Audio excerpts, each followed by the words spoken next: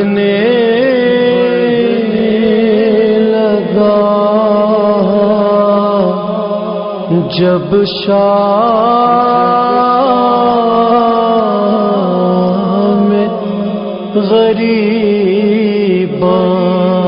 کا اندھیرا، زینب نے کسی شخص کو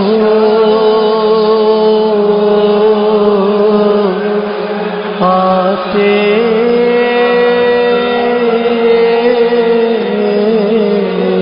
ہوئے دیکھا،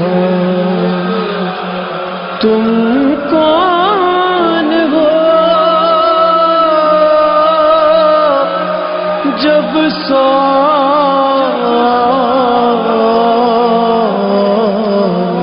زہرا نے یہ پوچھا،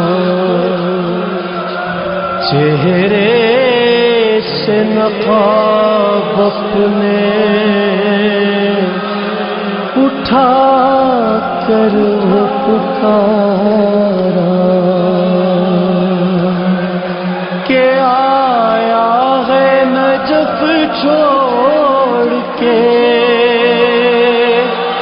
بیٹی تیرا بابا،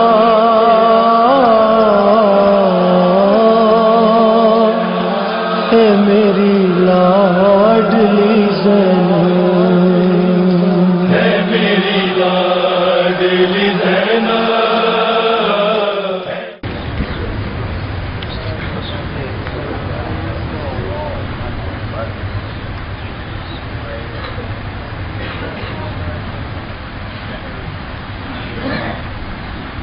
حضرات، التماس ہے کہ ایک مرتبہ پھر سورہ حمد اور 3 مرتبہ سورہ اخلاص کی تلاوت فرما کر مرحوم سید علی متقی جعفری ابن سید احفاد حسین اور ذاکرہ اہل بیت مرحومہ سیدہ صغیر فاطمہ بنت علی متقی جعفری مرحوم اور مرحوم سید مظفر علی شاہ سابق vice chancellor Mehran engineering university اور جملہ مومنین و مومنات کی روحوں کو ایصال فرمائے۔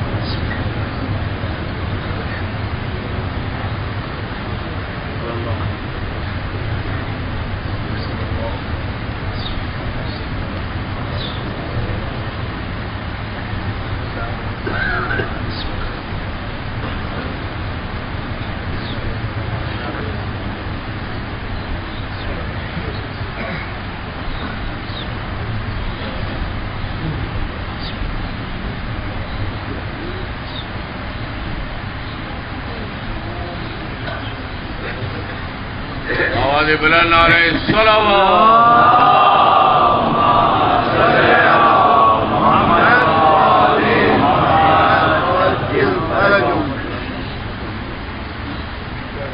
اعوذ باللہ من الشیطان الرجیم، بسم اللہ الرحمن الرحیم، الحمد للہ رب العالمین، والصلاة والسلام على أشرف الخلائق أجمعين، سيدنا وسيد الأولين والآخرين، حبيبنا وحبيب إله العالمين، إمام المرسلين وخاتم النبيين، أبي القاسم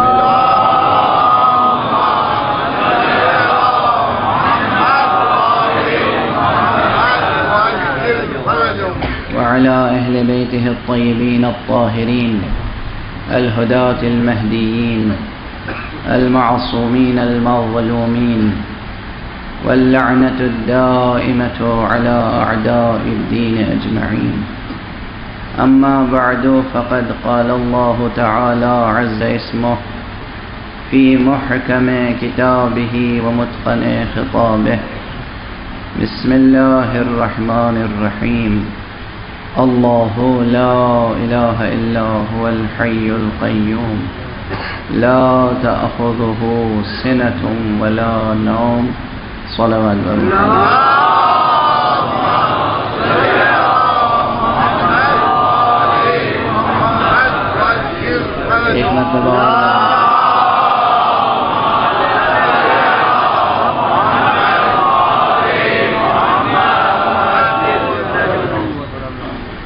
برادران گرامی، قرآن حکیم کے سورہ مبارک بقرہ کی آیت جسے عرف عام میں آیت الکرسی کہتے ہیں اور جسے سید کائنات نے سید الآیات کہا ہے، یہ آیت ہمارا سرنامہ قرآنی ہے۔ ظاہر عنوان ہے حیات اور حسین، اس لیے کہ گفتگو اس میں مبارک الحی سے متعلق ہے۔ یہ آیت کریمہ اس میں متعدد اسماء حسنہ موجود ہیں، مذکور ہوئے ہیں۔ اولاً تو خود اس میں ذات ہے، اللہ، اسی سے شروع ہوئی ہے۔ اس کے بعد 5 اہم ترین اسماء اس میں مذکور ہوئے ہیں۔ سبحان اللہ، سبحان اللہ۔ یہ 5 اسماء سے متعلق بحث اس میں بھرپور طریقے سے۔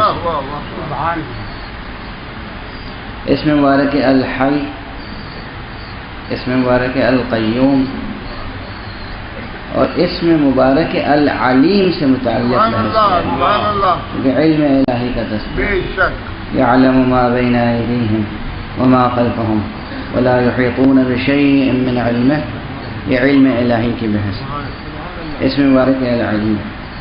پھر آخر آیت میں العلی اور العظیم، یہ 5 اسماء بطور خاص قابل توجہ ہیں جو اس آیت کریمہ، اس آیت کریمہ میں 5 اسماء، اس میں ذات کے بعد 5 اسماء، اللہ کے بعد یہ 5 اسماء بطور خاص توجہ طلب ہیں اس آیت کریمہ میں۔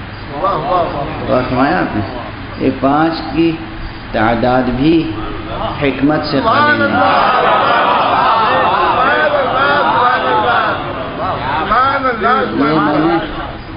یہ میں نے مجلسی ظاہری مجلسی تقاضے سے نہیں کہا ہے، بلکہ بحث آئے گی، مفصل بحث آئے گی۔ یہ خصوصیت اس آیت کریمہ کی یہ ہے، ویسے تو پورے قرآن میں یہ خصوصیت ہے، لیکن اس آیت کریمہ میں یہ خصوصیت پہلے لفظ کی دلیل ہے، یعنی گویا شان یہ ہے کہ آفتاب آمد، دلیل آفتاب۔ ہر اگلا کلمہ اپنے سے پہلے مذکور کلمے کی دلیل ہے۔ ایک حکیم کا تقاضا ہے، حکیمانہ نظر سے قرآن مجید کو پڑھنے کا تقاضا یہ ہے کہ ہم اس پوشیدہ استدلال کو ڈسکور کر لیں۔ غالباً آپ حضرات کے اذہان عالیہ میں یہ جملہ ہوگا کہ قرآن مجید کی شان یہ ہے کہ قرآن کا قرآن ہے، برہان کی برہان ہے، عرفان کا عرفان۔ قرآن و برہان و عرفان ساتھ ساتھ چلتے ہیں، کہیں قرآن سے برہان جدا نہیں ہے، کہیں برہان سے عرفان جدا نہیں ہے۔ یہ شان بھی اس آیت کریمہ میں اپنے کمال پر پائی جاتی ہے۔ آخر سید الآیات ہے، یعنی جتنی بیان و معنی کی تجلیاں پورے قرآن میں بکھری ہوئی ہیں وہ سب سمٹ کے آیت الکرسی میں آ گئی، ظاہری اعتبار سے بھی معنوی اعتبار سے بھی۔ اس آیت کو جو حرز جاں بنا لے اسے کبھی خوف زیاں لاحق نہیں ہو سکتا کسی بھی قسم کا، نہ اس دنیا میں نہ اس دنیا میں۔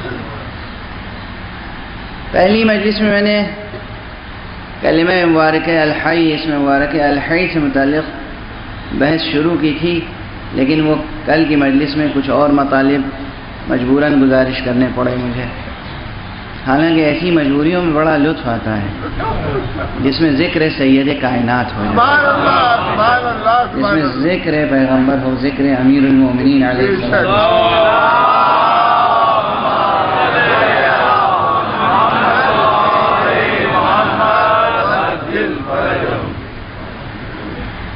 ہمارے محرم کی مجالس میں عام طور پر یہ ہوتا ہے کہ فضائل بیان ہوتے ہیں، مسائل بیان ہوتے ہیں، حق مجلس بھی وہی ہے، لیکن میرا طالب علمانہ اسلوب یہ ہے کہ فضائل کے ساتھ کچھ علمی مطالب بھی بطور تمہید و بطور استدلال شامل رہیں، تاکہ یہ جھوٹا الزام ہم پر نہ لگ سکے کہ ہم اندھے عقیدت مند ہیں۔ اندھی عقیدت مندی کا کوئی گزر اسلام میں نہیں ہے۔ اسلام اندھی تقلید کا قائل نہیں ہے۔ اسلام دین نور ہے، دین علم ہے، اور یہ ملتا ہی وہاں سے ہے جہاں نور ہو اور علم ہو۔ جہاں نہ نور ہو نہ نورانیت، وہاں اسلام نظر نہیں آئے گا۔ بہرحال اسم مبارک الحی سے متعلق میں نے گزارش کی تھی کہ اس کی معنویت سب سمجھتے ہیں کہ ہم جانتے ہیں حی کی معنی کیا ہے۔ حی یعنی زندہ، اور زندہ معنی زندہ کسے کہتے ہیں؟ سانس لینے والے کو۔ زندہ کسے کہتے ہیں؟ غذا لینے والے کو۔ زندہ کسے کہتے ہیں؟ جہاں عمل تولید ہو، جہاں نسل افزائی کا عمل ہو۔ زندہ کسے کہتے ہیں؟ وہ ایک بہت ہی عام، متداول، بہت مقتدل، بہت مشہور تعریف ہے۔ مقتدل کے معنی وہ نہیں ہے جو عام طور پر سمجھے جاتے ہیں، اور وہ تعریف یہ ہے کہ گویا کہ زندہ چیزیں کسے کہتے ہیں یا زندگی کسے کہتے ہیں، یہ ایک کنڈیشن ہے جو ڈسٹنگوش کرتی ہے نان لیونگ تھنگس سے لیونگ تھنگس کو۔ کن بنا پر، کن پراپرٹیز یا کریکٹرسٹکس کی بنیاد پر؟ فیڈنگ، گروتھ، ریپروڈکشن اور اسی طرح کے کچھ اور فنکشنز۔ یہ بہت عام تعریف ہے، یعنی گویا یہ کنڈیشن ہے۔ اگر اس تعریف کو قبول کر لیں تو اللہ سبحانہ و تعالیٰ کی حیات ہی ثابت نہیں ہو سکے گی۔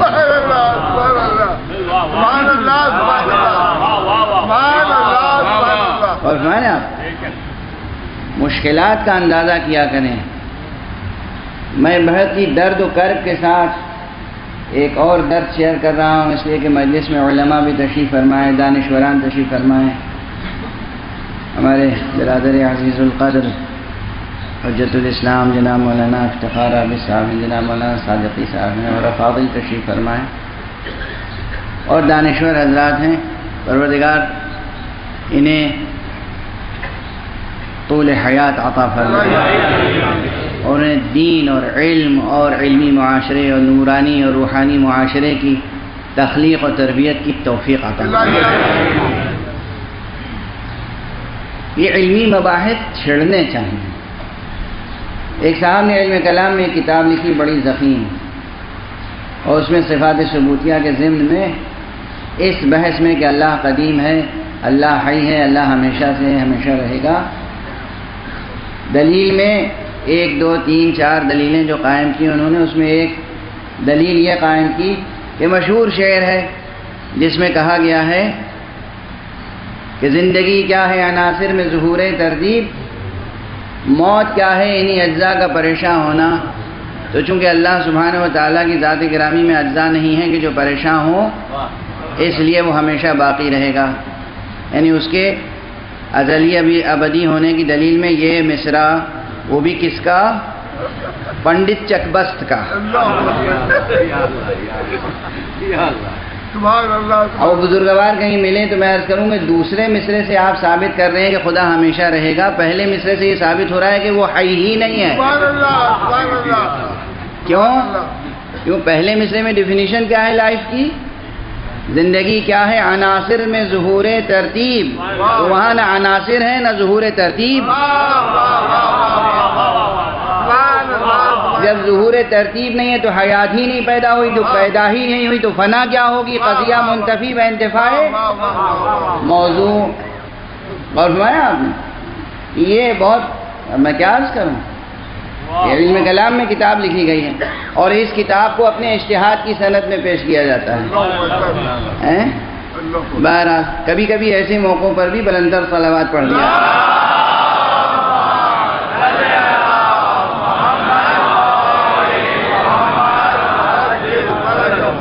ایک اور بلندر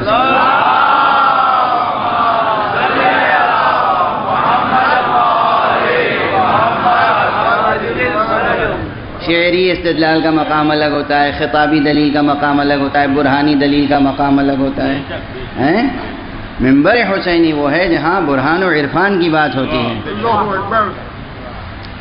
یہ اور بات ہے کہ براہین کا بیان ایسا دلاویز ہوتا ہے کہ لوگ اسے خطابت یا شاعری سمجھتے ہیں. قرآن مجید کی شان بھی یہی ہے. قرآن مجید نے ہر جگہ برہان کو قضیے کے ساتھ ساتھ رکھا ہے. جسے کہتے ہیں نا کہ قضایا قیاساتها معها، یہ اس کے دلائل، اس کے قیاسات اسی کے ساتھ ساتھ ہیں. پروردگار عالم نے فرمایا اللہ لا الہ الا هو الحی القیوم، اس ایک معبود کے علاوہ کوئی معبود نہیں ہے جو معبود حی ہے. توجہ ہے؟ پتھروں کے بت تو وہیں ختم ہو گئے، اوہام کے بت بھی وہیں ختم ہو گئے. اس ایک معبود کے علاوہ کوئی معبود نہیں ہے جو حی ہے. ترجمے کو اس اسلوب سے بھی دیکھیے گا، اللہ لا الہ الا هو الحی، اور کیا ہے؟ قیوم ہے. تو اب حی کی تعریف کیا ہے؟ کیسے حی ہے؟ ایک تعریف تو یہ جو میں نے عرض کیا کہ بایولوجی کے علماء عام طور پہ اس طرح سے تعریف کر دیتے ہیں. کچھ سائنسدانوں نے ذرا اور آگے قدم بڑھایا. اب میں سائنس کا باقاعدہ طالب علم کبھی تھا، اب تو نہیں ہوں، اب تو میں دینیات کا طالب علم ہوں. لیکن بہرحال حوالہ دے دینے میں کوئی حرج نہیں ہے تاکہ ہمارے نوجوان جستجو کریں. سیکنڈ لا آف تھرموڈائنمکس کے حوالے سے زندگی کی ڈیفینیشن کی بعض سائنسدانوں نے، اور انہوں نے کہا کہ لیونگ تھنگس جو ہیں وہ ہیں that which avoids the decay in the equilibrium. اب جو لوگ تھرموڈائنمکس کا پورا علم رکھتے ہیں، لاز آف تھرموڈائنمکس کا، وہ جانتے ہیں کہ ایکویلیبریم کیا ہے، انٹروپی کیا ہے. اسی حساب سے انہوں نے ڈیتھ کی تعریف کی. To die is to submit your body to the entropy of the universe. اس ڈیفینیشن سے اس ڈیفینیشن میں کتنا فاصلہ ہو گیا. یہ جو دوسری ڈیفینیشن ہے لائف اور ڈیتھ کی، یہ تقریباً قریب ہے اس شعر سے جو میں نے ابھی پڑھا تھا. زندگی کیا ہے؟ عناصر میں ظہور ترتیب، بعینے وہی نہیں ہے، قریب ہے. میں کہہ رہا ہوں زندگی کیا ہے؟ عناصر میں ظہور ترتیب. موت کیا ہے؟ انہی اجزاء کا پریشان ہونا. اب سیکنڈ لا آف تھرموڈائنمکس کیا کہتا ہے؟ ایکویلیبریم کیا ہے؟ انٹروپی کیا ہے؟ کس طریقے سے ذرات کا حرارت کے سبب سے انتشار ہوتا ہے، کس طرح یہ انتشار ایک ہم آہنگ توازن قائم کرتا ہے. انتشار کیا ہے؟ توازن کیا ہے؟ انتشار کے باوجود توازن موجود رہتا ہے. بظاہر انتشار ہوتا ہے، بباطن ان میں توازن ہوتا ہے. یہ سائنس کہتی ہے، یہ سائنس کہتی ہے. جن لوگوں نے تھرموڈائنمکس کے تمام اصول پر غور کیا ہے وہ اس کو جانتے ہیں. اور فرمایا آپ نے، یہاں پر میں بس ایک جملہ کہہ کے آگے بڑھ جاؤں گا کہ یہاں پر وہ جو ابتدائی تعریف تھی زندگی کی، اس سے یہ تعریف ذرا بلند ہے. وہاں چند مظاہر حیات ظاہری کو دیکھ کر لائف کی ڈیفینیشن بیان کی گئی. دیکھا گیا کہ زندہ چیزوں میں تغذیے کی خصوصیت ہوتی ہے، یعنی غذا دی جاتی ہے، لی جاتی ہے، یہ خصوصیت دیکھی گئی، چاہے وہ درخت ہی کیوں نہ ہو۔ درخت زمین سے اپنی غذا لیتے ہیں، حیوانات غذا لیتے ہیں، انسان غذا لیتے ہیں، یہ خصوصیت۔ ان میں نشو و نما ہوتی ہے، بچہ پیدا ہوتا ہے، پہلے چھوٹا ہوتا ہے پھر بڑا ہوتا ہے، درخت پہلے چھوٹا ہوتا ہے پھر بڑا ہوتا ہے۔ یہ ظاہری خصوصیات دیکھ کر لائف کی ایک ڈیفینیشن پرپوز کر دی، ایک تعریف تجویز کر دی۔ یہ دوسری تعریف ذرا بلندتر ہے، ذرا نہیں بلکہ بہت بلندتر ہے۔ اس میں کہا گیا کہ اس کائنات میں جو موجود انتشار اور ہم آہنگی ہے،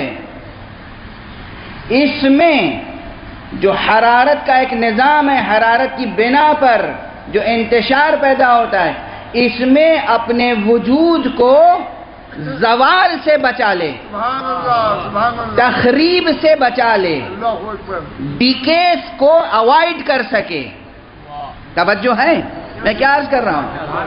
یعنی یہاں تغذیے کی بات نہیں ہے،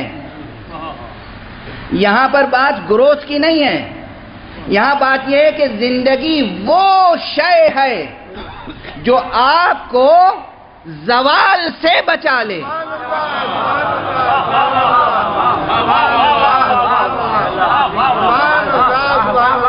اور اس کے مقابلے میں موت کیا ہے؟ To die is to submit your body to the entropy of the universe. آپ اپنے جسم کو کائنات کے انتشار کے نظام کے حوالے کر دیں، یہ ہے موت۔ سوال یہ ہے کہ جسم کو حوالے کون کرے گا؟ آپ کس سے کہہ رہے ہیں کہ موت یہ ہے؟ یور باڈی میں باڈی الگ ہے، یو بھی تو ایک چھپا ہوا ہے۔ یور باڈی اور مائی باڈی، میرا جسم اور آپ کا جسم، جسم الگ ہے، میں الگ ہوں، آپ الگ ہیں، آپ کا جسم الگ ہے۔ اگر یہ بات سمجھ میں آ جائے تو پھر دو سطح پر زندگی کی بحث کرنی پڑے گی۔ جسم کی زندگی کی بحث الگ ہوگی، روح کی زندگی کی بحث الگ ہوگی۔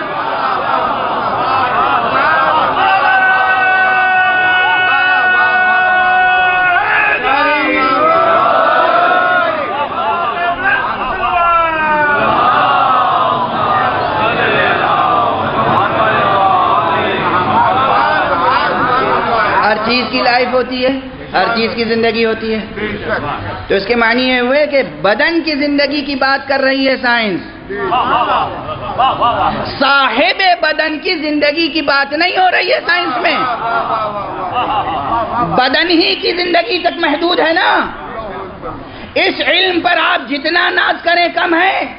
قرآن مجید نے آپ کے اس مبلغ علم کو ریکگنائز کیا ہے۔ توجہ رکھیے گا، قرآن مجید بھی کہتا ہے، کیا کہتا ہے؟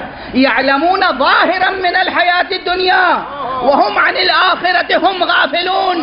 یہ وہ ہیں جو ظاہر دنیا کا علم رکھتے ہیں، باطن کی انہیں خبر نہیں ہے۔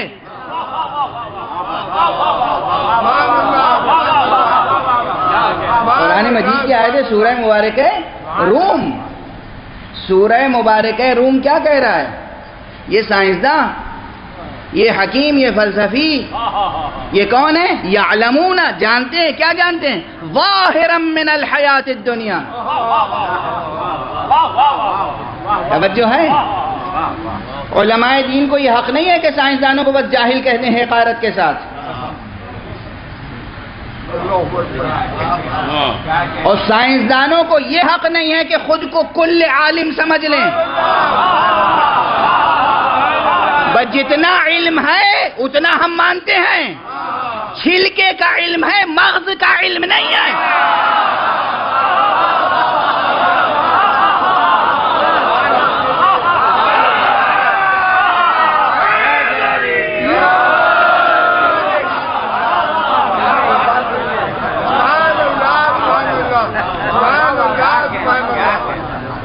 یہ چھلکے اور مغز کی بات آئی کہاں سے؟ یوں ہی دیکھیے، پہلے آپ لوگ بہت شکایت کرتے تھے کہ میری زبان بہت مشکل ہے. اصل مشکل یہ تھی میری کہ مجھے زبان آتی ہی نہیں تھی. اب دھیرے دھیرے آپ کی مدد سے سیکھ رہا ہوں اردو. تو اب جیسی اردو آپ سکھا رہے ہیں ویسی ہی تو سیکھوں گا. بتائیے، میں قشر کہوں گا تو علماء خوش ہوں گے، آپ کہیں گے کہ یہ کیا لفظ کہہ دیا. چھلکا کہوں گا تو آپ سب سمجھیں گے علماء رومال رکھ لیں گے. تو جیسی آپ اردو سکھا رہے ہیں میں مجبور ہوں، میں تو آپ کا طالب علم ہوں. یہ چھلکے اور مغز کی بحث بڑی اہم ہے. قرآن مجید میں سورہ مبارکہ آل عمران میں ایک مقام پہ کہا گیا کہ ان فی خلق السماوات والارض واختلاف اللیل والنہار لآیات لأولی الالباب.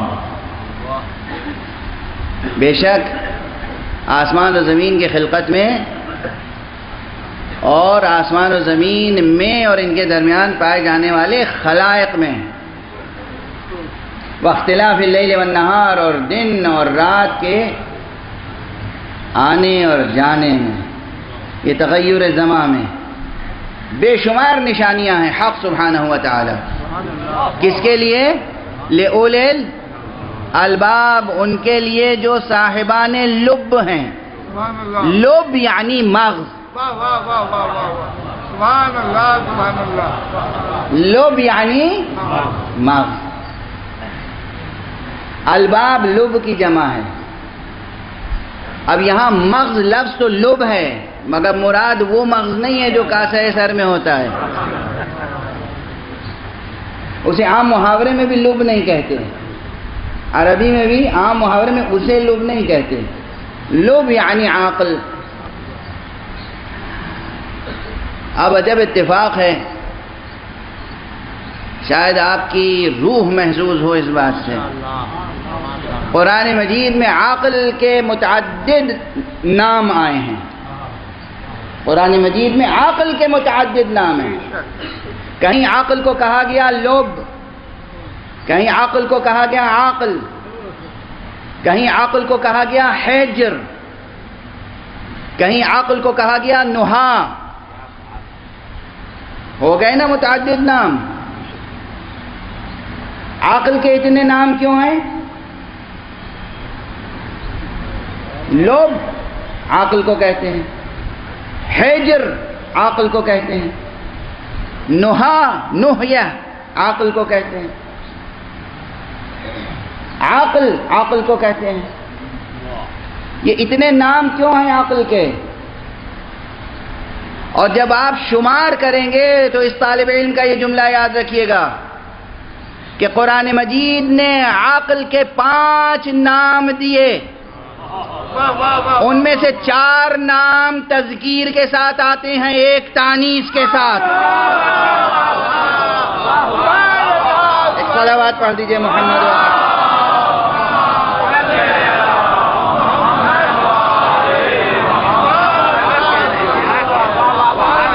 ایک اور صلوات پڑھ دیجئے محمد.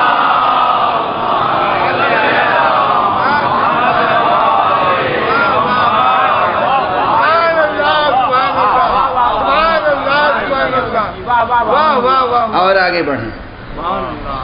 اب اس کی تفصیل آج نہیں، بس آگے اشارات کر رہا ہوں تاکہ آپ کی تشنگی آپ کو مجبور کرے قرآن پڑھنے پر. قرآن پڑھیے، قرآن پڑھیے، قرآن کی تلاوت کیجیے. الفاظ قرآن، پھر لفظوں سے معانی تک کا سفر کیجیے، تفسیر سے تعویل تک کا سفر کیجیے. لب پر بحث تھوڑی سی ہو جائے. بس بحث لب پر مقصود نہیں ہے، چونکہ بات چھلکے اور مغز کی آ گئی تھی، اس لیے عرض کر رہا ہوں. ان فی خلق السماوات والارض واختلاف اللیل والنہار لآیات لأولی الالباب. جو اولو الالباب ہیں ان کے لیے نشانیاں ہیں. مفسرین نے بحث کی اولو الالباب کون ہے. سادہ طور پہ ترجمہ یہ ہو جائے گا کہ عقل مندوں کے لیے نشانیاں ہیں. یہ کون سے عقل مند ہیں؟ یہ صاحبان حجر ہیں، یا صاحبان نہا ہیں، یا صاحبان لب ہیں. لب یعنی مغز. تو بعض حضرات نے سادہ طور پہ ترجمہ کرنے کے بعد یہ تفسیر بیان کی کہ جس کے پاس عقل ہو، مغز ہو، اس کو اولو الالباب میں شمار کیا جائے گا. دوسروں نے کہا نہیں، یہ مراد نہیں ہے کہ آپ کے پاس مغز ہو، آپ کے پاس وہ قوت ہو کہ جس شے پہ نظر پڑے اس کے ظاہر سے گزر کے اس کے باطن کے مغز تک پہنچ جائے.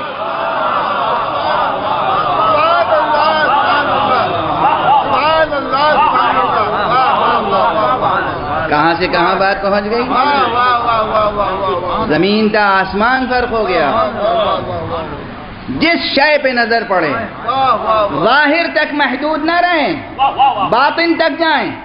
اب اگر صرف ظاہر تک علم محدود ہے، جسے قرآن مجید کہہ رہا ہے یعلمون ظاہرا من الحیات الدنیا، یہ صرف حیات دنیا کے ظاہر کا علم رکھتے ہیں، یعنی یہ اولو الالباب میں نہیں ہیں. علم رکھتے ہیں مگر اولو الالباب میں نہیں ہیں. اور جب اولو الالباب میں نہیں ہے تو آیات کا انکشاف کیسے ہوگا؟ تجلی رب انہیں کیسے نظر آئے گی؟ خوب تحقیق کرتے ہیں یہ. ایٹم کا جگر چیر کے اس کے اندر سے اس کی انرجی نکال سکتے ہیں، مگر پھر بھی اولو الالباب میں شمار نہیں ہوں گے.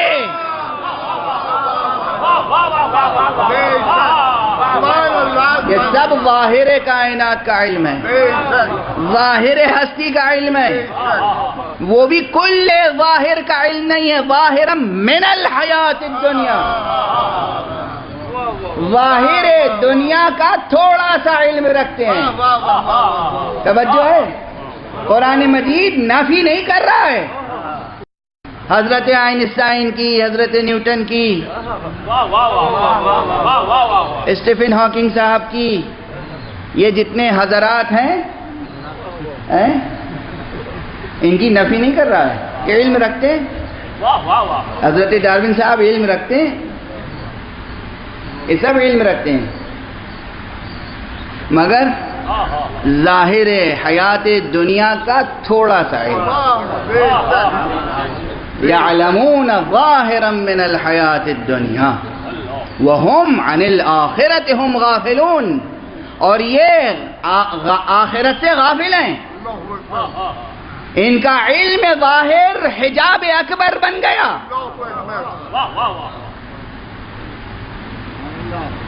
آیت میں اگرچہ آخرت کا کلمہ ہے، مگر عرفان کے صحیفے بتاتے ہیں کہ آخرت کیا ہے؟ باطن دنیا.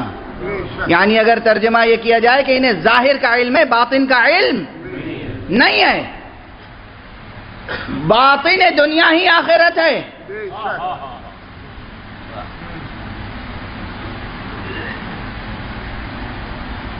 اب یہ جو تعریفیں آ رہی ہیں یہ سب ظاہری تعریفیں ہیں. یہ ایکویلیبریم اور انٹروپی کے حوالے سے موت و حیات کی تعریف، یہ سب ظاہری تعریف ہے.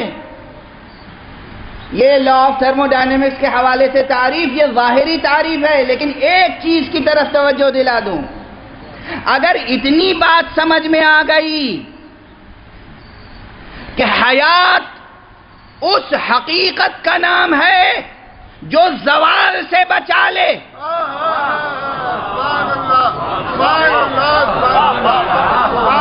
تو مجھے یہ حقیقت سمجھانا آسان ہو جائے گا کہ میں نے حیات اور حسین کا عنوان کیوں قائم کیا. یہ حسین ہے جس نے اسلام کو زوال سے بچایا.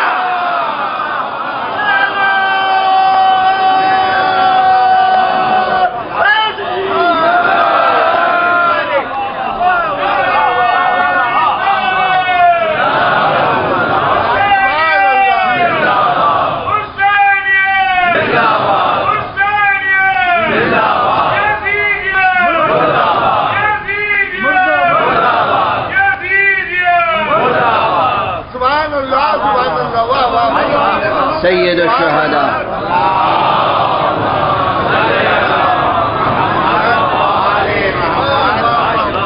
سید الشہداء ابو عبداللہ الحسین سبط رسول.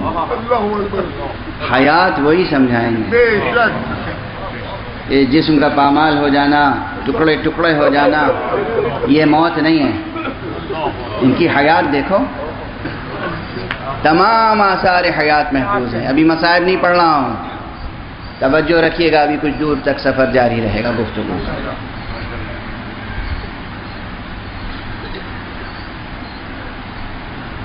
ہم ظاہری علم رکھنے والے ہم یہی کہتے ہیں کہ زندگی کی علامت کیا ہے؟ تغذیہ. زندگی کی علامت کیا ہے؟ گروتھ. زندگی کی علامت کیا ہے؟ بقا، زوال سے بچ جانا. اصل میں زندگی وہ شے ہے جو نابودی سے بچا لیتی ہے. اللہ اکبر، اللہ اکبر. اسلام کو نابود ہونے سے امام نے بچا لیا، مسلمان کو نابود ہونے سے بچا لیا. حقیقت ختم نبوت کو خدا نہ کردہ زوال آ جاتا اگر حسین نہ ہوتے. اللہ اکبر. روئے زمین پر کوئی کلمہ پڑھنے والا نہ ہوتا اگر حسین نہ ہوتے. ملائکہ بے شک تسبیح و تحلیل و تمجید کرتے ہیں، کرتے رہیں گے، وہ الگ بات ہے. وہ طاعت کرتے ہیں، طاعت کرتے رہیں گے. کروبین طاعت میں مشغول ہیں، مشغول رہیں گے ہمیشہ. مگر اس روئے زمین پر، اس عالم ظاہر میں، اس عالم مادی میں جو اسلام زندہ ہے، جو انسانیت زندہ ہے، وہ اس جان محمد کی قربانیوں سے زندہ ہے. یہ بات بہت سامنے کی ہے، مگر اسے بار بار دہراتے رہیے، اس لیے کہ دنیا غافل ہے. وَهُمْ عَنِ الْآخِرَةِ هُمْ غَافِلُونَ. اور جو لوگ صرف دنیا طلب ہوتے ہیں، ان کو بھی قرآن مجید نے بڑا لطیف محاورہ استعمال کیا ہے، وہ بھی ان کے علم کے حوالے سے. لوگ اپنے علم پہ نازا ہوتے ہیں نا. اللہ سبحانہ و تعالیٰ نے سورہ مبارکہ نجم میں اپنے حبیب سے کہا کہ اے حبیب، یہ ہماری بات نہیں سنتے، ہمارا ذکر نہیں کرتے، آپ کی اطاعت نہیں کرتے، آپ کی بات نہیں سنتے، چھوڑ دیجئے انہیں، اپنا رخ موڑ لیجئے ان کی طرف سے، اپنی چشم کرم ان کی طرف سے ہٹا لیجئے. ذالک مبلغہم من العلم. کیا محاورہ دیا ہے قرآن مجید میں. ارے ان کا مبلغ علم بس یہی ہے، یہ دنیا ہی کو سب کچھ سمجھتے ہیں، یہ محمد کو پہچانتے نہیں، یہ رب محمد کو پہچانتے نہیں. ان کے لیے دنیا ہی سب کچھ ہے، ان کے لیے تخت ہی سب کچھ ہے، ان کے لیے تاج ہی سب کچھ ہے، ان کے لیے خزانہ ہی سب کچھ ہے، ان کے لیے دربار ہی سب کچھ ہے. یہ جانتے نہیں اللہ کیا ہے، محمد کیا ہے، علی کیا ہے. ذالک مبلغہم من العلم. یہ ان کا مبلغ علم ہے، ان کا مبلغ علم یہی ہے. اب اس مبلغ علم کو کی کیا تحقیر ہوئی ہے. ذالک مبلغہم من العلم. قرآن کا کلمہ ہے، چھوڑ دیجئے انہیں، اپنی چشم کرم ان کی طرف سے ہٹا لیجئے. اللہ اکبر. خدا نہ کرے کسی کی طرف سے مصطفیٰ کی چشم کرم ہٹا. اللہ اکبر، اللہ اکبر. مگر پیغمبر کو خود اللہ سبحانہ و تعالیٰ نے حکم دیا ہے وَأَعْرِضْ عَنْهُمْ. ان کی طرف سے آپ رخ موڑ لیجیے. اللہ اکبر. اور خدا حکم دے اور پیغمبر نہ کریں، یہ ممکن نہیں ہے. اس لیے توجہ رہے، کہیں ایسی کوئی بات نہ ہو جائے کہ مصطفیٰ اس جان رحمت کی چشم کرم ہماری طرف سے ہٹ جائے. بہت اہم بحثیں ہیں، بہت اہم بحثیں. اور پیغمبر کی چشم کرم کس کس کی طرف سے ہٹ سکتی ہے؟ یہ محرم اسی لیے تو آتا ہے، یہ سمجھانے کے لیے. اللہ نے کہا کہ ما آتاکم الرسول فخذوہ، جو رسول دے وہ لے لو. وما نہاکم عنہ فانتہوا، جس سے روک دے روک جاؤ. پیغمبر نے کیا کیا دیا، کیا کیا پہچانوایا. پیغمبر جب کچھ دیں، اچھا آپ اپنی زندگی کے روزمرہ میں دیکھیے، کوئی بزرگ، کوئی باپ، کوئی دادا، کوئی نانا، کوئی بڑا بھائی، کوئی بزرگ اپنے خرد کو محبت سے، شفقت سے، از باب کرم، از راہ فیض، از راہ لطف کچھ دے رہا ہو، عطا کر رہا ہو، اور لینے والا از راہ تکبر یا از راہ جہالت نہ لے، کیا گزرتی ہے، کیا خاطر شکنی ہوتی ہے، کیا دل ٹوٹتا ہے. چھوٹی چھوٹی روزمرہ آپ اپنے گھروں کی مثالیں یاد رکھیے، خاندانوں میں، گھروں میں. اب گھروں کی تہذیب بھی تو جدید دنیا میں انٹراپی کا شکار ہو گئی ہے، انتشار کا شکار ہو گئی ہے، اور یہ انٹراپی اس منزل تک پہنچی نہیں کہ جہاں ایکویلیبریم قائم ہو سکے. تو نتیجہ کیا ہے کہ اب وہ جس شفقت سے، جس مہر سے، جس محبت سے داد و ستد کا سلسلہ ہوتا تھا، وہ از راہ کرم اور از راہ لطف، تو یہ محاورے ہی اب بے معنی ہو گئے ہیں جدید معاشرے میں. اب سوائے از راہ غرض کے اور کچھ نہیں رہ گیا. از راہ لطف، از راہ کرم، از راہ محبت، یہ سب قدیم کلچر کی ڈکشنری میں ملے گا. جدید کلچر میں از راہ کرم، از راہ لطف، از راہ محبت، از باب ادب کچھ نہیں ہے، از راہ غرض. یہ المیہ ہے نا، گھر گھر کا المیہ ہے نا،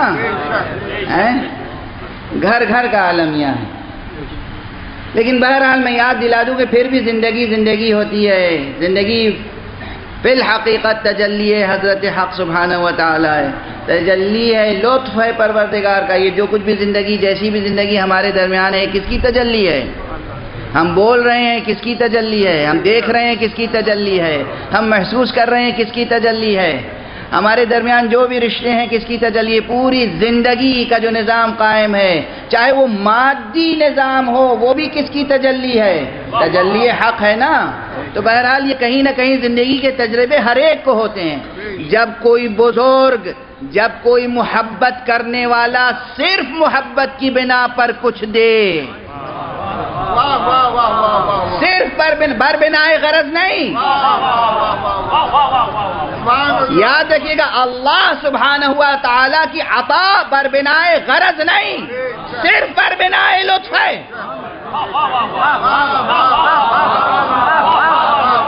اللہ کی کوئی عطا بر بنائے غرض ہے؟ اللہ سبحانہ و تعالی نے زمین بنائی غرض کی بنا پر، آسمان بنائے غرض کی بنا پر. زمین و آسمان کے درمیان جتنی خلقت ہے سب غرض کی بنا پر ہے. سب از راہ لطف، سب از باب فیض. اس کا لطف ہے اور اس کا فیض. جو کچھ وہ عطا کرتا ہے از راہ کرم. اس کا رسول جو کچھ دیتا ہے وہ از راہ کرم. تو جب از راہ کرم دیا جا رہا ہے اور لینے والا نہ لے،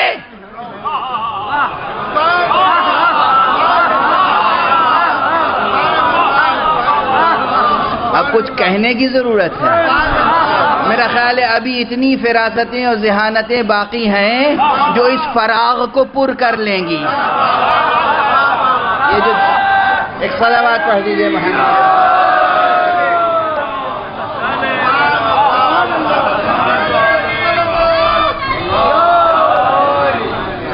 جب ایک بلند تر صلوات پڑھیں.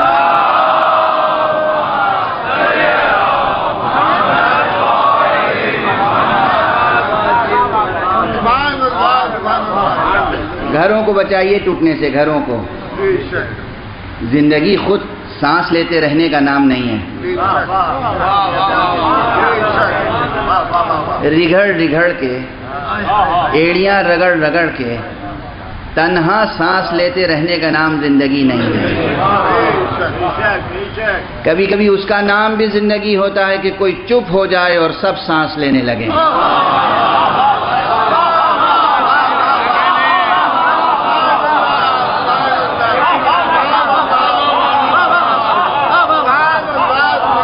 خود بولتے رہنے کا نام زندگی نہیں ہے. کبھی ہوتا ہے ہم خاموش ہو جائیں دوسرے بولنے لگیں, ہم خاموش ہو جائیں یہ بچے بولنے لگیں. ہم تب تک بولیں جب تک ہمارے بولنے سے بچے بولنا سیکھ لیں. جب بچے بولنا سیکھ لیں تو ہمیں خاموش ہو جانا ہی بہتر ہے. پہلے بولنا بھی لطف تھا, پھر خاموش ہو جانا بھی لطف ہے.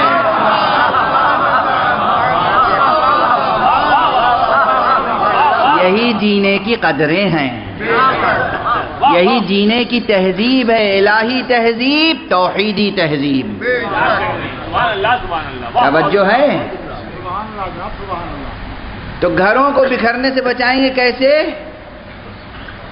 مال شناس نگاہ سے نہیں, محبت شناس نگاہ. محبت شناس نگاہ سے. محبت سے کوئی عطا کرے لو, محبت سے کوئی کچھ سکھائے سیکھو, محبت سے کوئی کچھ منع کرے مان جاؤ.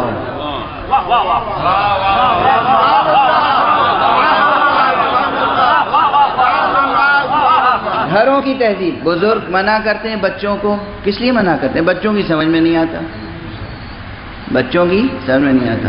افسوس تو ان بچوں پہ ہوتا ہے جو پیر نابالغ کے مصداق ہو جاتے ہیں.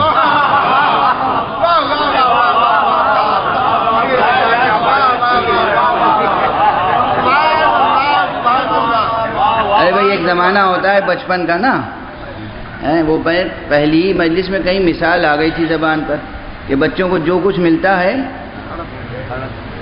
منہ میں رکھ لیتے ہیں. پتھر چمکتا ہوا ملے تو منہ میں رکھ لیتے ہیں, انگارہ ملے تو منہ میں رکھ لیتے ہیں. لیکن بڑے ہونے کے بعد یہ کیفیت نہیں ہونی چاہیے. اور میں نے مثال دی تھی کہ بچے جو ہیں وہ نالین بھی اٹھا کے منہ میں رکھ لیتے ہیں.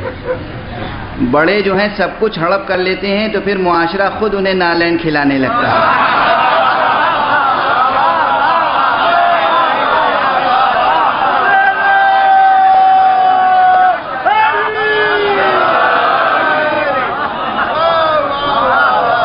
بس بچے بوڑھے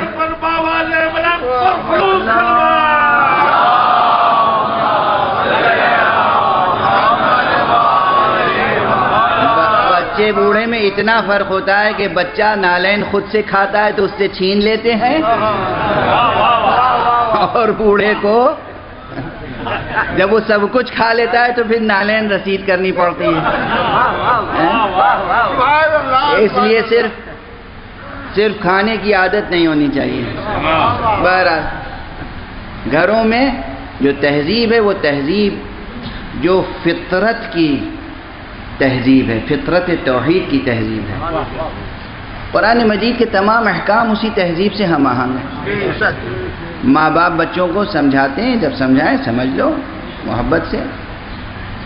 ہاں ماں باپ جو ہیں وہ خاطی ہیں, خاکی ہیں, گناہگار ہیں. کہیں خدا نخواستہ ماں باپ خود غرض ہوں تو قرآن مجید نے وہ حدود مقرر کر دیے ہیں کہ ماں باپ کی اطاعت اور احترام لازم ہے, مگر کہاں تک؟ اگر یہ خدا کی نافرمانی کا حکم دیں تو پھر ان کی اطاعت ساقط ہے, پھر وہاں ان کی اطاعت نہیں ہوگی. توجہ ہے, تو حد مقرر کر دی شریعت نے. نبی اللہ رسول اللہ حق کا پیغامبر جو ہوتا ہے, ظاہر ہے چونکہ وہ حق ہی کا پیغامبر ہے اور معصوم ہے, اس لیے وہاں یہ شرط ممکن نہیں ہے. چونکہ ذہن بشری عادی ہے کہ جو اپنے فائدے کی بات ہے وہ قبول کرتا ہے, جو فائدے کی نہیں ہے اسے قبول نہیں کرتا. اسی لیے حکم دینا پڑا کہ نبی کے ساتھ یہ معاملہ نہ رکھنا, نبی جو دے لے لو.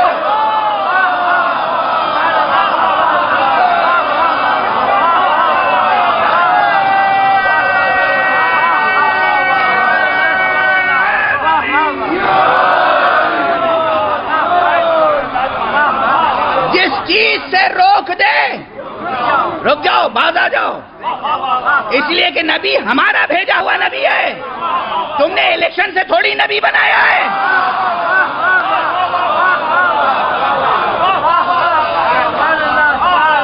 نبی نہ الیکشن سے بنا ہے, نہ سلیکشن سے, نہ نامینیشن سے, نہ قہر سے, نہ غلبے سے.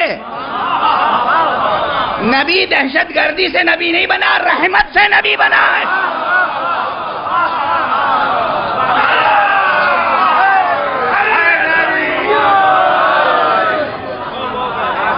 نبی جو دے لے لو، اس کی عطا ہماری عطا ہے.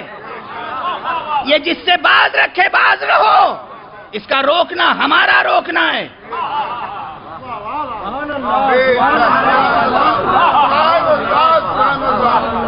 جو دیں بولے توجہ ہے. جو شان حق سبحانہ و تعالیٰ کے عطا کی ہے کہ وہ غرض کی بنا پہ نہیں دیتا، وہی شان اس کے پیغمبر کی. پیغمبر کی غرض نہیں ہے، یہ دنیاوی سوچ ہے کہ ہم بن گئے ہیں آج پریزیڈنٹ تو کل ہمارا بیٹا ہی بنے، بیٹا نصیب نہیں ہے تو داماد بنے.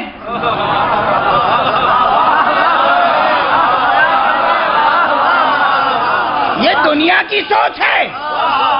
نبی اللہ کے بارے میں یہ نہ سوچنا کہ وہ بھائی کو یا داماد کو جانشین بنا رہا ہے. جانشینی کی کا سبب رشتہ نہیں، امر حق ہے.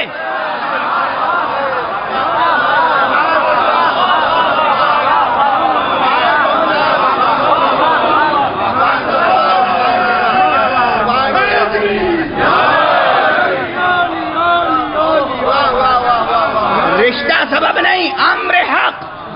صلوات پڑھ دیجئے محمد.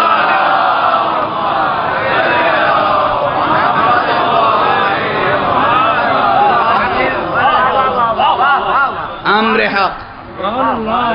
اللہ سبحانہ و تعالی جو کہے گا وہی پیغمبر کریں گے، اور وہ بے نیاز ہے. وہ کسی غرض کی بنیاد پہ عطا نہیں کرتا. رسول بھی بے نیاز ہیں، کسی غرض کی بنیاد پہ عطا نہیں کرتے. اور جو رسول کے برحق جانشین ہوتے ہیں وہ بھی بے نیاز ہوتے ہیں. غرض تو ہوتی ہی نہیں. تمہیں غرض ہو تو بیعت کرو، ہم بیعت لینے چھوڑی جائیں گے.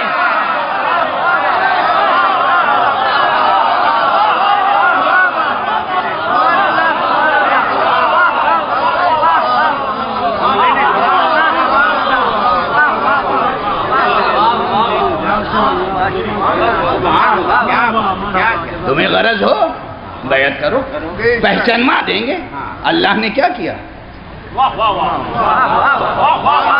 اللہ نے اپنی ذات پہچانوا دی ہر سطح پر. فطرت میں خدا شناسی رکھ دی، عقل کو خدا شناس بنایا، عقل ظاہر یعنی نبی بھیج کر اپنی ذات کو پہچانوایا، مگر تکوینی طور پر سجدے پر مجبور نہیں کیا. تم نے پہچان لیا ہے نا، اب سعادت مندی ہے. سجدہ کرنا ہو تو کرو، نہ کرنا ہو تو ہم تمہارے سجدوں کے نیاز مند نہیں ہیں. نہ تمہارے سجدوں کے نیاز مند ہیں، نہ تمہاری قربانیوں کے نیاز مند. جو شان حق کی ہے وہی اس کے اولیاء کی ہوتی ہے. تم پہچانتے ہو نا ہم سے زیادہ علم کسی کے پاس نہیں ہے. تم جانتے ہو نا ہم سے زیادہ شجاع کوئی نہیں ہے. تم جانتے ہو نا ہم سے زیادہ عادل کوئی نہیں ہے. چاہو تو بیعت کرو، نہ چاہو تو نہ کرو.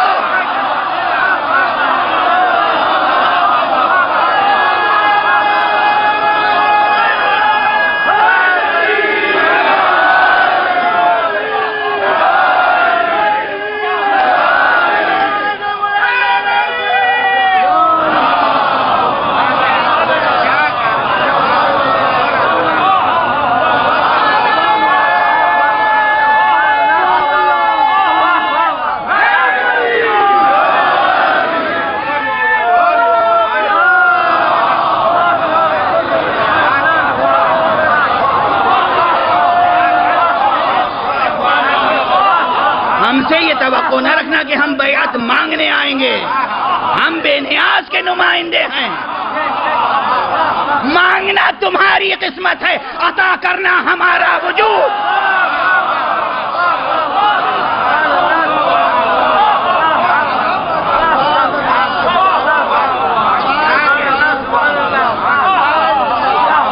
ہمارا جود، ہمارا وجود، ہمارا پورا، ہماری پوری ہستی عطا ہی عطا. مانگنا تو تمہاری قسمت ہے، مانگنا تمہارا مقدر ہے۔ بہرحال اللہ سبحانہ و تعالی، اللہ کا رسول، اللہ کا نمائندہ غرض کی بنا پہ کچھ عطا نہیں کرتا، علم دیتا ہے بے غرض۔ ہمارے یہاں کیا ہے، ارے یونیورسٹی میں پروفیسر صاحبان ہوتے ہیں، کوئی research student, P H D کا اسٹوڈنٹ، اسے کیا کیا خدمتیں لیتے ہیں پروفیسر صاحبان، اللہ اکبر۔ غیر اخلاقی سلوک کی حد ہو جاتی ہے۔ یہ استادوں کا تذکرہ ہے، یہ ان کا تذکرہ ہے کہ جن کی ذمہ داری ہے معاشرے کو تربیت یافتہ اور مہذب بنانا، جن کی ذمہ داری ہے بے غرض و بے لوث کردار پروان چڑھانا۔ وہ جو عام طور پہ پی ایچ ڈی کے اسٹوڈنٹس ہیں وہ جانتے ہیں کہ تھیسس کمپلیٹ کرنے میں اور پھر ڈگری لینے میں اور کیا کیا خوشامدیں اور خدمتیں کرنی پڑتی ہیں پروفیسر صاحب کی، ان کی بیوی کی، ان کے بچوں کی، نوکروں کی طرح خدمت۔ سپروائزر صاحب ہیں، گائیڈ ہیں، ریسرچ گائیڈ ہیں، پروفیسر یونیورسٹی سے تنخواہ پا رہے ہیں، سب کچھ ہے، مگر کیا کیا خدمتیں لیتے ہیں؟ توجہ ہے؟ لیکن جو ادھر کا نمائندہ ہوتا ہے وہ کیا کہتا ہے؟ ارے تم نے تخت لے لیا، تاج لے لیا، حکومت لے لی، خزانہ لے لی، پھر بھی جب پوچھو گے تو جواب ہم ہی دیں گے۔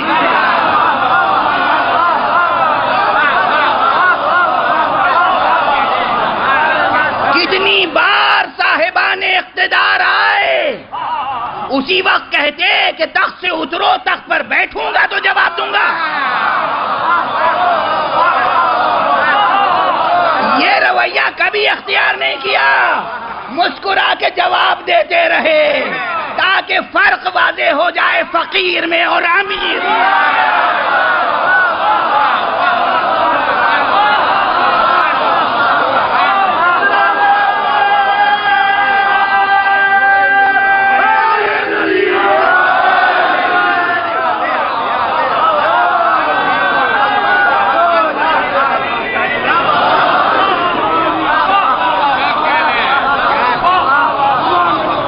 امیر ہوتا ہے، امیر ہوتا ہے، تخت پر ہو تو امیر ہوتا ہے، بوریے پہ ہو تو امیر ہوتا ہے، گھر میں ہو تو امیر ہوتا ہے، دربار میں ہو تو امیر ہوتا ہے۔ وہ فقیر ہے جو کسی کے سہارے سے امیر بنے۔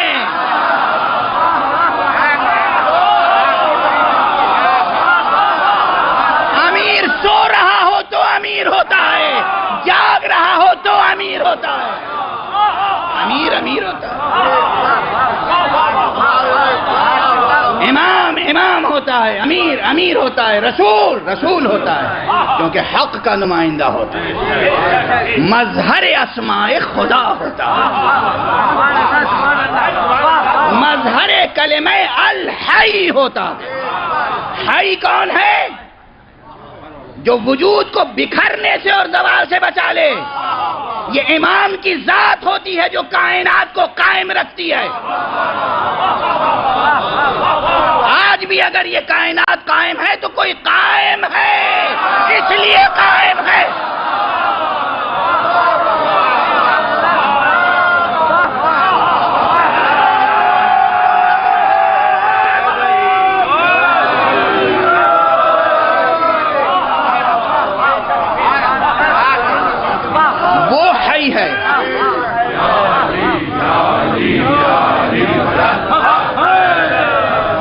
وہ حی ہے اور وہ مظہر کلمہ حی ہے۔ وہ جو ایک مظہر کلمہ حی ہے، وہ جو واسطہ فیض الحی ہے، کیونکہ وہ ہے تو ساری ہستی حی ہے۔ جو کچھ بھی زندگی کی رونقیں ہیں یہ اس واسطہ فیض الحی القیوم کے سبب سے۔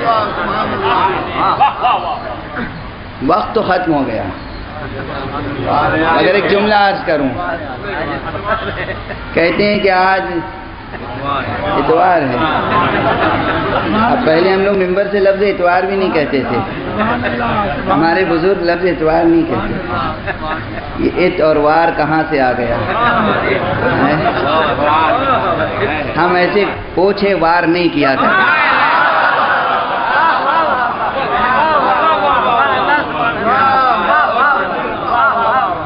بہرحال آج جو بھی دن ہے آپ کے لیے تعطیل کا دن ہے. عمومی کاروبار کے لیے تعطیل کا دن ہے، عقل کی تعطیل کا دن نہیں ہے، دل کی تعطیل کا دن نہیں ہے، ایمان کی تعطیل کا دن نہیں ہے. دنیا کے کاروبار میں تعطیل ہو جائے تو پھر ایمان کے کاروبار میں فروغ ہوتا ہے. بس ایک دو جملہ عرض کروں گا، خدا آپ کے جوش کو پرفروغ رکھے. بس ایک دو جملہ، اس سے زیادہ طاقت بھی نہیں ہے، اس سے زیادہ طاقت بھی نہیں ہے. حیات کیا صفت ہے؟ آپ کی ظاہری تعریف ہی کی بنیاد پر، جو second law of thermo dynamics کی بنیاد پر لائف کی ڈیفینیشن اور ڈیتھ کی ڈیفینیشن عرض کی. میں نے صرف اشارہ کیا، اس لیے کہ ظاہر سائنس کی کلاس تو ہے نہیں.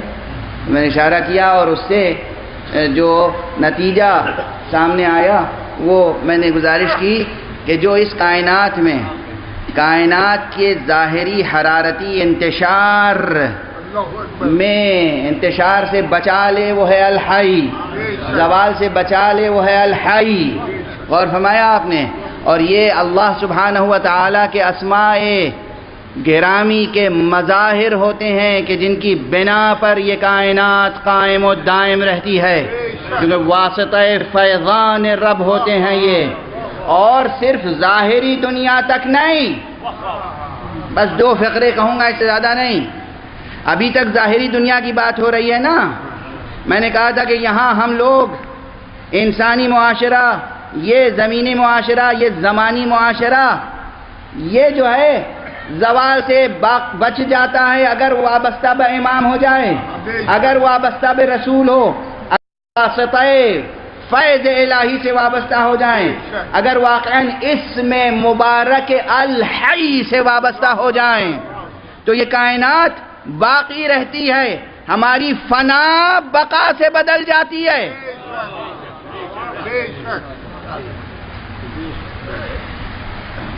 بات یہیں تک نہیں رہتی، بات اس سے آگے کی ہے. ملائکہ کی بات کل بھی ہو رہی تھی، آج بھی میں عرض کروں بس ایک جملہ. حضرت حبیب ابن مظاہر، حسین کا دوست. دیکھیے عام طور پر میں بہت خیال رہتا ہے مجھے کہ یہ معصومین کے اسماء گرامی بغیر ان کے ضروری احترام کے نہیں لیتا، مگر کہیں کہیں تمام ظاہری القاب چھوٹے پڑ جاتے ہیں. یہ نام تنہا ایسی تجلی رکھتا ہے.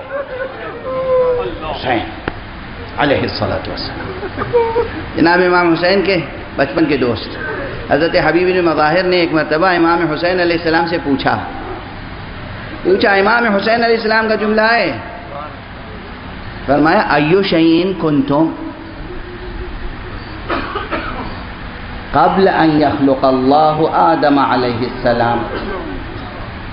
آدم علیہ السلام کی تخلیق سے پہلے آپ کیا تھے؟ سنو معرفت کے دروازے پہ کون کس سے پوچھ رہا ہے؟ آدم علیہ السلام سے پہلے آپ کیا تھے؟ کون کس سے پوچھ رہا ہے؟ اور جناب امام حسین علیہ السلام نے جواب دیا ہے، فرمایا ہے. اب دیکھیے یہ حدیث میں نے پڑھ دیا آپ کے سامنے، اب کتنے سوالات ہوں گے. ٹائم اسپیس کی فلسفی کیا ہے؟ یہ پاسبل کیسے ہے کہ آدم علیہ السلام کی نسل میں ہونے والے امام حسین آدم علیہ السلام سے پہلے بھی ہوں؟ اگر یہ سب سوال کرنے ہیں نا تو ہمارے ساتھ فزکس کی کلاس میں بیٹھیے گا چل کے، اور ہم سمجھائیں گے. اتنی فزکس اور اتنی میتھمیٹکس ہمیں آتی ہے. غرور کا جملہ نہیں کہہ رہا ہوں، عاجزی سے طالب علمانہ جملہ کہہ رہا ہوں. لیکن اس وقت یہ جملہ سن لیجئے کہ معصوم نے جواب دیا. معصوم نے کہا، امام حسین نے کہا کننا اشباح نور ندور حول عرش الرحمن نعلم الملائکۃ التسبیح والتہلیل والتحمید. ہم آدم سے پہلے پیکر نور تھے، عرش رحمان کا طواف کیا کرتے تھے اور ملائکہ کو سکھاتے رہتے تھے سبحان اللہ کیسے کہتے ہیں، لا الہ الا اللہ کیسے کہتے ہیں، الحمدللہ کیسے کہتے ہیں. صلوات پڑھتے محمد.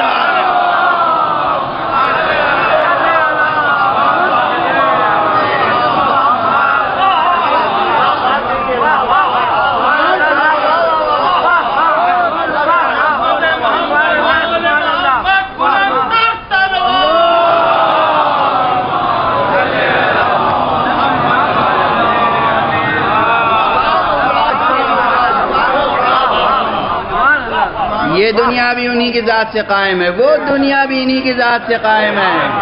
یہ ہیں مظہر الحی، یہ ہیں مظہر الحی. اور بس اسی لیے جب مکے مدینے سے روانہ ہو رہے تھے تو یہ روایت بھی سن لیں. دو حضرات آ گئے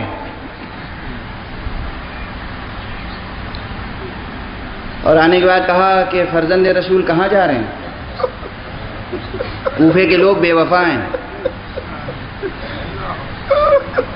سنیے گا پھر روایت سے روایت کو مربوط رکھیے. امام نے فرمایا تم ہمیں ان کی بے وفائی کی اطلاع دے رہے ہو. آسمان کی طرف دیکھا اور ان دونوں سے کہا ذرا دیکھو آسمان کی طرف. انہوں نے دیکھا آسمان کے دریچے کھلے. اب لوگ پوچھیں گے یہ دریچے مولانا یہ 21ویں صدی میں آپ آسمان کے دریچوں کی بات کر رہے ہیں؟ ہاں ہاں، اس زبان کو بھی سیکھیے. ہر علم و فن کی زبان ہوتی ہے.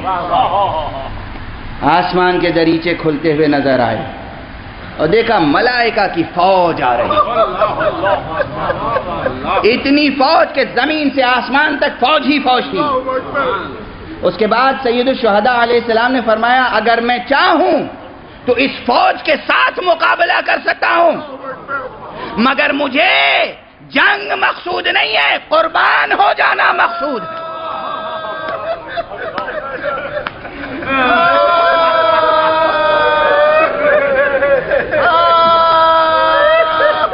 یہ ہے حسین. بس گفتگو تمام ہے. گفتگو تمام ہے. ان سے بھی یہی کہا مجھے معلوم ہے، مجھے وہ نشیب معلوم ہے جہاں میرا سر جدا کیا جائے. میں اپنے قاتل کو پہچانتا ہوں، مجھے قتل کون کرے. میرے بچے کون کون قتل ہوں گے میں جانتا ہوں. میرے بیٹے علی ابن الحسین زین العابدین کے علاوہ کوئی نہیں بچے گا، یہ مجھے معلوم ہے. اس علم کے ساتھ کربلا جا رہا ہوں. اس کا نام ہے حسین. دنیا سمجھے حسین کون ہے.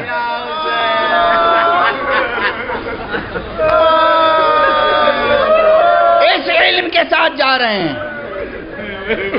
وہ پیکر نور اس علم کے ساتھ جا رہا ہے. اس لیے ایک ایک منزل کی خبر ہے، ایک ایک گام کی خبر ہے، ایک ایک واقعے کی خبر ہے. یہ باتیں نہیں سمجھ میں آ سکتی، عقول عامہ نہیں سمجھ سکتے، ظاہر بھی نگاہیں نہیں سمجھ سکتی. مگر کوئی نہیں سمجھ سکتا تو ہم کب تک خاموش رہیں، ہم بیان بھی نہ کریں. بہت سی چیزیں ہم آپ نہیں سمجھ سکتے، سمجھنے کی کوشش کرتے ہیں یا نہیں. کائنات کی ظاہری کائنات کے تمام اسرار جانتے ہیں، سمجھتے ہیں؟ نہیں سمجھتے نا. سمجھنے کی کوشش کرتے ہیں نا، تو سمجھنے کی کوشش تو کیجئے. حسین کو سمجھنے کی کوشش تو کیجئے. کب تک یزید پرست رہیں گے؟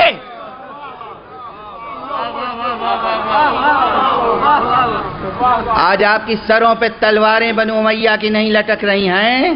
اب حسین کو سمجھنے کی کوشش تو کیجئے. آج کفار و مشرکین قریش کا جبر و استبداد نہیں ہے، اب تو محمد کو پہچاننے کی کوشش کیجئے. اور اب تو اس رشتے کو پہچاننے کی کوشش کیجئے جس رشتے کی طرف پیغمبر نے کہا تھا حسین منی وانا من حسین. اس رشتے کو پہچاننے کی کوشش کیجئے. صرف حدیث دہراتے نہ رہیے، حدیث کی گہرائی میں اتریے، عمق الفاظ میں اتریے. یہ حسین ہیں، باخبر ہیں اور قربان گاہ کی طرف جا رہے ہیں. باخبر ہیں اور قربان گاہ کی طرف جا رہے ہیں. انہیں معلوم ہے کہاں پر کون ملے گا. اتنے بڑے لشکر کو چھوڑ کے آئے ہیں تو یہ چھوٹا سا 1000 کا لشکر ان کی نگاہ میں کیا ہے، یا 30,000 کا لشکر ان کی نگاہ میں کیا ہے. لیکن 1000 کا لشکر کربلا پہنچنے سے ذرا 1-2 منزل پہلے جب ملا ہے تو اسی لیے تو یہ نہیں پوچھا امام نے کہ کس لیے آئے ہو. جب وہ لشکر ملا کربلا پہنچنے سے پہلے، حور کا لشکر، حور کا رسالہ، تو اپنے اصحاب سے، اپنے جانثاروں سے کہا یہ سب پیاسے ہی نے پانی.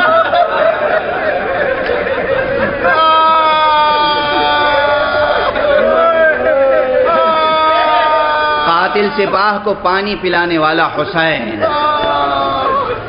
بیٹا کس کا ہے؟ بیٹا کس کا ہے؟ حسین، حسین ابن علی اس کا بیٹا ہے جس نے اپنے قاتل کو دودھ کا شربت پلایا. یہ کوئی مبالغہ ہے؟ تاریخ میں نہیں ہے یہ سب؟ تاریخ میں نہیں ہے؟ تاریخ میں ہے نا. اس کا بیٹا ہے. سید الشہداء نے کہا ان سب کو پانی پلا دو. ان کے گھوڑے اتنے پیاسے تھے کہ پیاس کی شدت سے گھوڑوں کی زبانیں نکلی ہوئی تھیں. امام نے گھوڑوں کو بھی سیراب کیا. ایک شخص ہے جس کا نام ہے علی ابن طحان محاربی.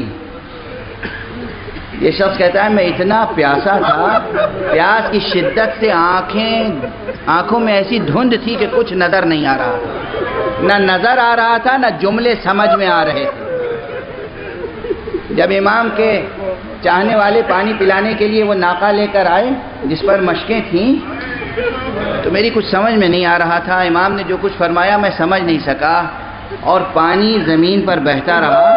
تو میں نے دیکھا امام ازراہ لطف، ازراہ کرم، ازراہ محبت، ازراہ شفقت الہیہ آگے بڑھے. اٹھے. کون اٹھا؟ حسین.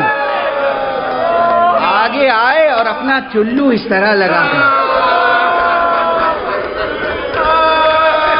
اس کو پانی پلایا. بس مجلس تمام ہو چکی، وقت کافی گزر گیا. میں دست ادب جوڑ کر یہ کہنے پہ مجبور ہوں آقا آج آپ جس لشکر کو پانی پلا رہے ہیں کربلا پہنچتے ہی یہ لشکر دریا کے کنارے خیمے نہیں لگانے دے گا. 7 محرم سے پانی بند ہو جائے گا. آپ کے چھوٹے چھوٹے بچے العطش العطش کی آواز بلند کریں گے. کوئی ایک قطرہ پانی دینے کا روادار نہیں ہوگا. حسین کا جواب یہی ہوگا نا، ارے میں بے نیاز کا نمائندہ ہوں، مجھے ان سے کوئی غرض نہیں ہے، مجھے ان سے کوئی غرض نہیں. اگر ایک بھی ہدایت پا جائے تو دنیا و ما فیہا سے بہتر ہے. اور حسین الحی کے نمائندے، الحی کے مظہر، اپنے اس مقصد میں کامیاب ہیں.